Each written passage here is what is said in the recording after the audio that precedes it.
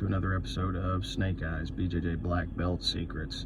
Recently, we were fortunate enough to have been filming a class that kind of spiraled down a little bit of a rabbit hole and wound up in an area that I like to call BJJ Black Belt Secrets.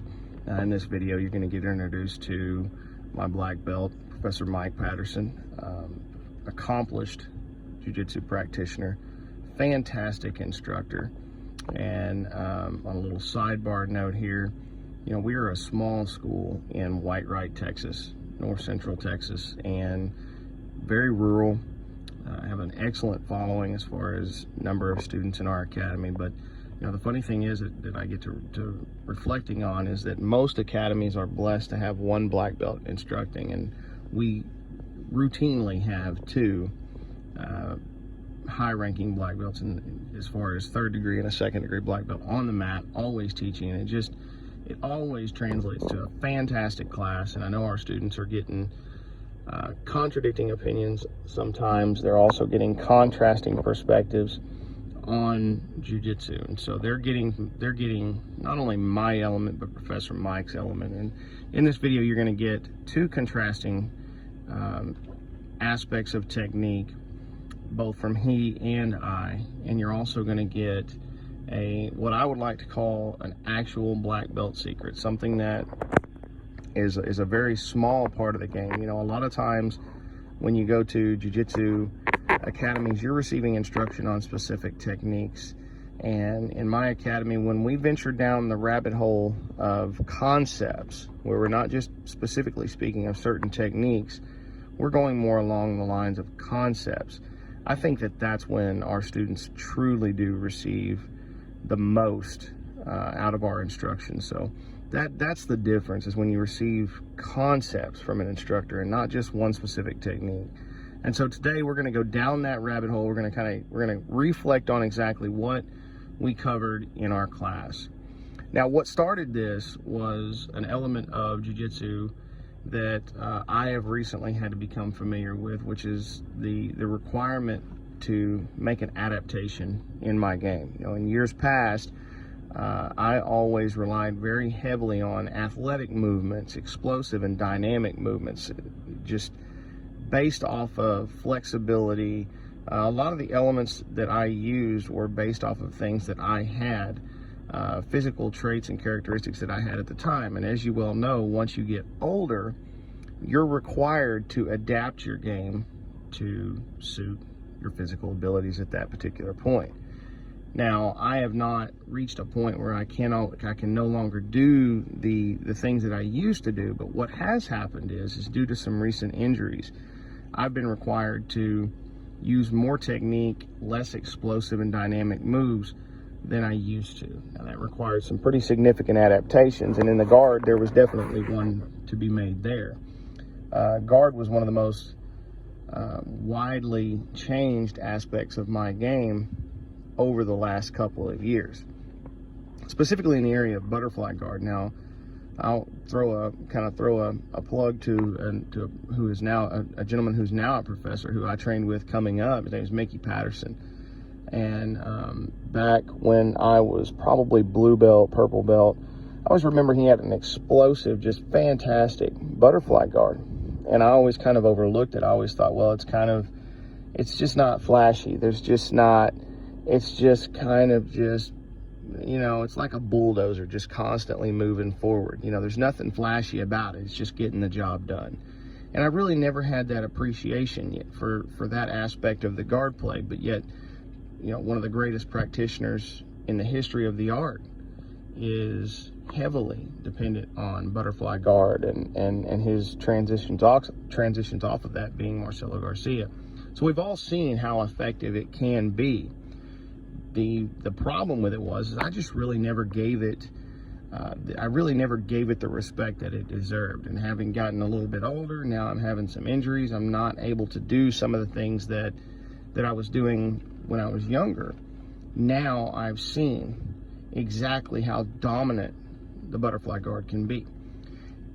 Having said all that, all of my students, including my son and several other high-ranking black belts that I train with and spoke with have ran across the same issues when it comes to guard. Marcelo Garcia himself even ran across this issue when he was learning to improve and make changes to his butterfly guard.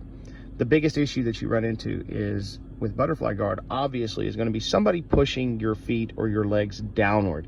Once your legs go down, you wind up in a problem spot. Another aspect of butterfly guard that a practitioner has to understand and has to learn is that butterfly guard is not inherently designed to be effective when a person stands up. If you want proof of that, you look at Marcelo Garcia's evolution of single leg X into X guard. Now, he changed the butterfly guard because he saw the limitations therein with that guard when a person stands up. When a person stands up, it really does change the game for a butterfly guard player. If you want to look at some of the most recent changes and new additions and revamps and updates to butterfly guard, you need to look no further than the black belt division at the world level. There is a practitioner that's using it. His name's Adam Wardzinski. If you watch Adam Wardzinski's use of butterfly guard, he's really remarkable in how he's using it, because he really doesn't use single leg X. He really doesn't use X guard. He has adapted the butterfly guard for use without those branch offs or those offshoots of the butterfly guard. So for those that want to specifically use butterfly guard and want to use just that guard and really would like to have seen it where you can use it and there's very little limitations even when a person is standing up, look no further than this episode of BJJ Black Belt Secrets. So to preface this particular portion of the video, I want to make a few points clear. And as we're looking at this photograph right here, we can see we'll see two contrasting placements of the feet when it comes to butterfly guard. Now, we've all been taught, and I don't want to drone over what I'm fixing to go over in the video, but the most important aspect to remember when watching this video is that we've all been taught that butterfly guard is when a person stands, that our hooks need to settle right at the back of the kneecap. Now, that's more of a feel-good measure than it is a technical-based instruction. If you actually sit down and you look at how ineffective placement of the feet at the back of the kneecaps is, you'll really start to see a few things and a few limitations on butterfly guard that you really have never seen before. The biggest limitation comes in that you're only able to affect your opponent's base rotationally. You really cannot affect it upward and downward, which is where you need to affect it. A person trying to defeat butterfly guard is going to vary their angle of attack. They're going to change levels frequently, and that's what's going to cause the problem. And rarely are they ever going to stand directly in front of you with their feet square. Just doesn't happen so often unless you're a Leandro Low type passer where you square up on everybody the whole time. Floating passers are going to square up with you, but most passers in general are going to blade off and try to step off of a hook, and they're going to try to push it down. And that's where this element comes in handy. Instead of placing your feet at the back of the knees, what we're looking at doing here is we're looking at riding the hooks a little bit higher, putting them up on the back of the hamstrings where the toes kind of rest just below the buttocks. What happens here is you're able to affect your opponent's posture. Now, the Achilles heel for the butterfly guard is a standing opponent with good posture. When they posture up, you lose the ability to use butterfly guard effectively. Now, the only way to effectively use butterfly guard is to be able to break the opponent's posture, get their head down, and then you can control them. What most likely happens when their head comes down, they capitulate, they drop their base, they go down to one knee, they go down to both knees. This is the effective operating realm for butterfly guard. This is where we want them. We don't want them standing up. We have to come up with ways to get them back down. Well, the easiest way, if you're in the gi, to get them down is to elevate their butt, pulling down on the collar, brings their head down. Now, the reason that we can do this is because we've affected the point of insertion. We've changed where the fulcrum is at. We've put our feet now effectively behind his butt, which gives us elevators.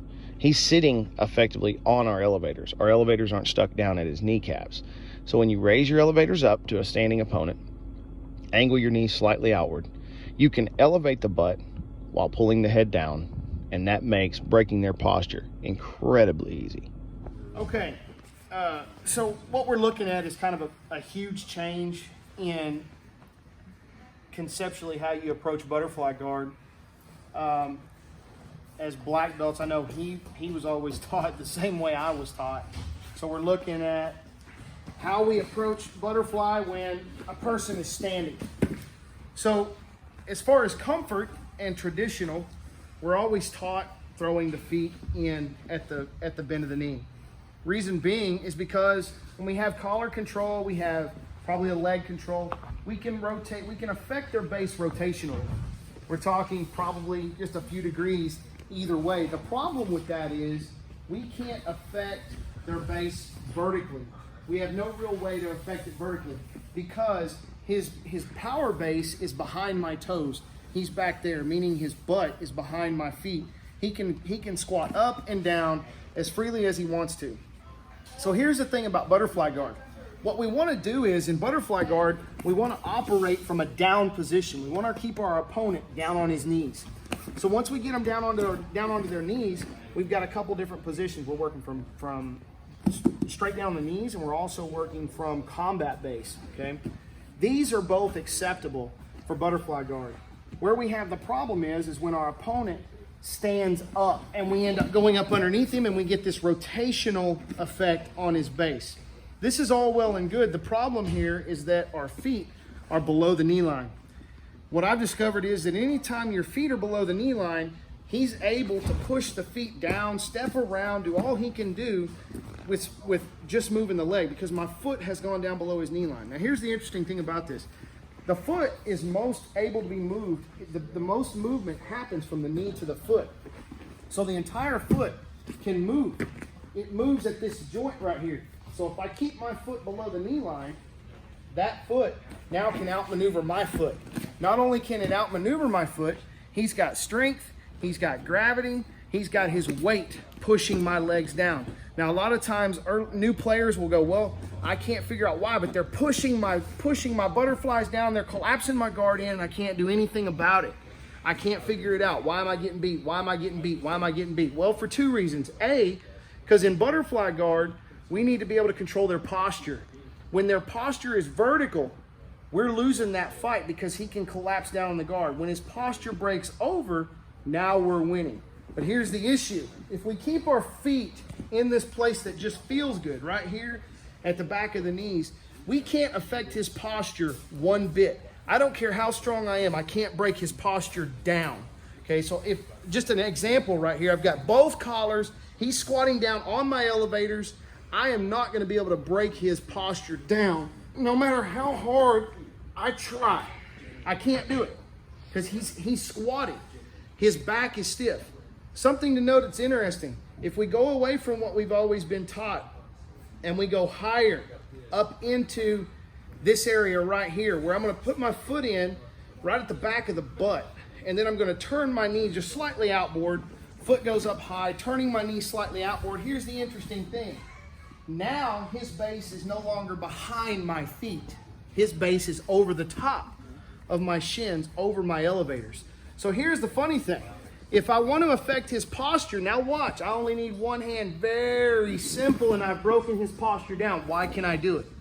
Why can I do it? The reason I can do it is because my feet are high up in the back of his hamstrings. He cannot squat down and prevent me from breaking his posture down because I'm going to elevate slightly with my feet, and anytime his butt goes up, his head's gonna go down.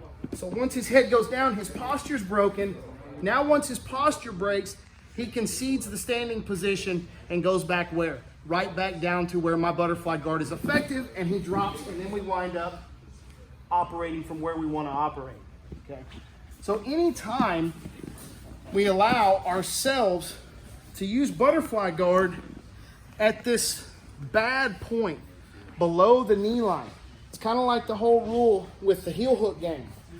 Clear the knee line, clear the knee line, clear the knee line. That's true. We want to clear the knee line, but we want to clear it by staying above it. I want my shins to stay above that knee line, because the second it goes down, he collapses that guard in, he steps around it, all kinds of really nasty, real pretty things for him start to happen. And otherwise, I'm laying here getting my guard passed. So instead of going here, even if we have no control over his upper body, we're going to go higher into that 5, right back in here. Notice my feet are turning in, and I'm kind of at the back of his butt. I can still affect him rotationally, but I can also affect him vertically with no hands, okay? So the important aspect of that is to make sure that we understand from now on, we're not going to go here and get below this knee line. We need to be up in here so we can now affect that base. Go ahead and step up. Start working our regular butterfly game. Move on from there.